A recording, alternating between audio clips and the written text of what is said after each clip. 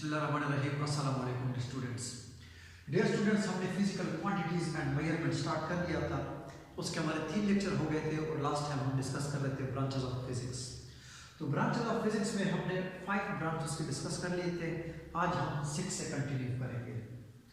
तो 6 ब्रांच में हमारे पास है atomic and nuclear physics.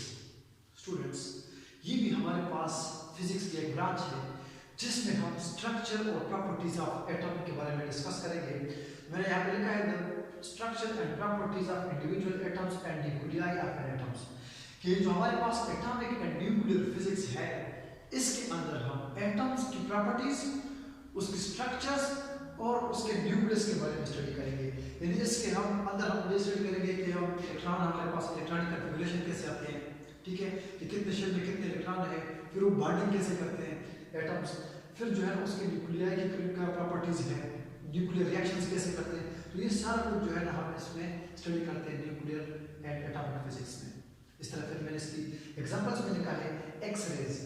X raise जो है ये आपके पास कैसे इमिट होते हैं किसी भी एटम से, ठीक है, कब रेडिएशन उससे इमिट होती है, एक्साइटेशन, डी एक्साइटेशन क्या होती है, उसके बाद लेजर क्या है, न्यूक्लियर रिएक्टर्स क्या है, एमआरआई उसकी एप्लीकेशन, सीटी स्कैन वगैरह, ये सारा कुछ हम डिस्कस करते हैं एटॉमिक एंड न्यूक्लियर फिजिक्स में।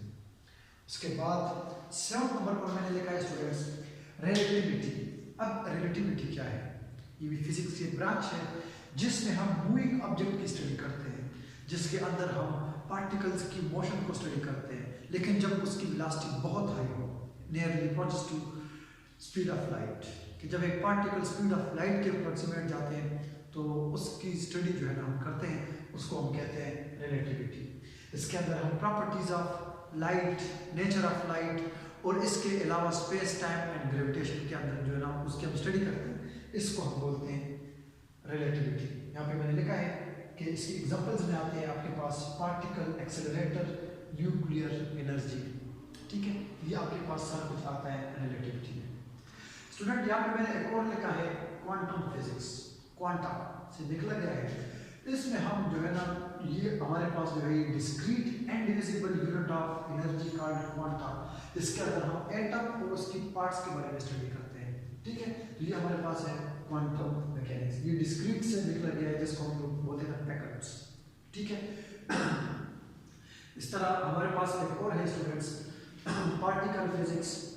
तो पार्टिकल जो है स्टूडेंट्स ये आपके पास जो है ना कंस्टिट्यूएंट पार्टिकल है जिनसे आप लोगों के मेटल्स जो है वो बने हैं, तो इसकी स्टडी हम करते हैं, उसको हम बोलते हैं पार्टिकल फिजिक्स। यहाँ पे मैंने लिखा है कि इस पार्टिकल फिजिक्स में हम किसी भी पार्टिकल की नेचर स्टडी करते हैं, ठीक है, जिनसे आप फॉर एग्जांपल आपके जो मैटर और रेडिएशन वगैरह बने हैं, जिसके एग्जांपल में मैंने लिखा है quarks, leptons, photons, bosons etcetera. जिस तरह स्टूडेंट्स आप सबको इस बात का इल्म हो कि जो एटम के न्यूक्लियस में पार्टिकल्स होते हैं वो प्रोटॉन, इसी तरह क्वार्क्स वगैरह, ठीक है। अब ये क्वार्क्स क्या है? ये भी आपके पास एक पार्टिकल है, लेकिन इसको हम डिस्कस इसलिए नहीं करते क्योंकि ये जो है आपके पास है इलेक्ट्रॉनिक फंडामेंटल पार्टिकल है और ये उसका फ्रैक्शंस बन जाते हैं, कि मतलब इलेक्ट्रॉन 2-3 क्वार्क्स को मिला के आप लोगों के पास वो पार्टिकल्स बन जाते हैं, ठीक है। ये उसका 3rd, 4th इस तरह हिस्सा होता है। ये एक एटम दूसरे एटम को डोनेट नहीं कर सकता, एक एटम इसको गेन या एक्सेप्ट नहीं कर सकता। दैट्स व्हाई ये जो है ना उसके अपने पर्सनल पार्टिकल्स होते हैं, इनको हम डिस्कस नहीं करते, लेकिन ये जितने भी पार्टिकल्स हैं इनकी हम स्टडी को कहते हैं पार्टिकल फिजिक्स। स्टूडेंट्स, यहाँ पे मैंने एक और लिखा है कॉस्मोलॉजी एंड एस्ट्रोफिजिक्स। इसके अंदर हम लोग इवनली बॉडीज की स्टडी करते हैं, यूनिवर्स कब से बनी है, कितना टाइम हुआ है, galaxies, stars, moons, planets, black holes, gravity, ठीक है। तो ये सारी चीज़ें जो ब्लैक होल की ग्रेविटी वगैरह वगैरह, इन सब को जो है ना हम स्टडी करते हैं कॉस्मोलॉजी एंड एस्ट्रोफिजिक्स में। स्टूडेंट्स, इस लेक्चर के लास्ट में हम डिस्कस करेंगे बायोफिजिक्स एंड मेडिकल फिजिक्स, कि हमारी फिजिक्स जो है वो बायोलॉजी से कैसे रिलेटेड है।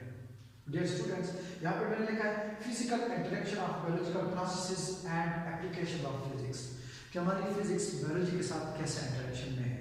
तो देखिए डिफरेंट जितने आप लोग हॉस्पिटल्स में देखते हैं जो ट्रीटमेंट होती है उनकी स्टूडेंट्स, तो वो सारा जो है ना हम उसमें फिजिक्स यूज़ करते हैं, डिफरेंट डिवाइसेस वगैरह, डिफरेंट जो है ना इंस्ट्रूमेंट्स, मशीनरी वगैरह हमारे पास है, तो ये सारी फिजिक्स जो है वो बनाती है। जैसे मैंने एग्जांपल लिखा है एमआरआई, CT स्कैन वगैरह वगैरह, इस तरह डिफरेंट आपको मिलते हैं ट्रीटमेंट, डायग्नोसिस और इस तरह प्रिवेंशन में। ठीक है, तो ये हमारे पास बायोलॉजिकल जो है ना वो ये फिजिक्स, ये बायोफिजिक्स हम इसको कह सकते हैं। ठीक है, कि किस तरह ये जो है ना बायोलॉजी के साथ इंटरेक्शन करती है। ठीक है स्टूडेंट्स, तो इस ब्रांच, ये जो आज का लेक्चर था उसमें हम ब्रांचेस ऑफ फिजिक्स डिस्कस की। इससे पहले के लेक्चर में भी हमने जो है ना वो ब्रांचेस ऑफ फिजिक्स के बारे में पढ़ा था। तो इसके बाद जो हमारा लेक्चर होगा स्टूडेंट्स, उसमें हम पढ़ेंगे फिजिकल क्वांटिटीज, फिर आगे उसकी टाइप्स एंड सो ऑन। ठीक है, तो यहाँ तक कोई क्वेश्चन हो तो आप कमेंट्स में पूछ सकते हैं। थैंक यू सो मच, अल्लाह हाफिज़।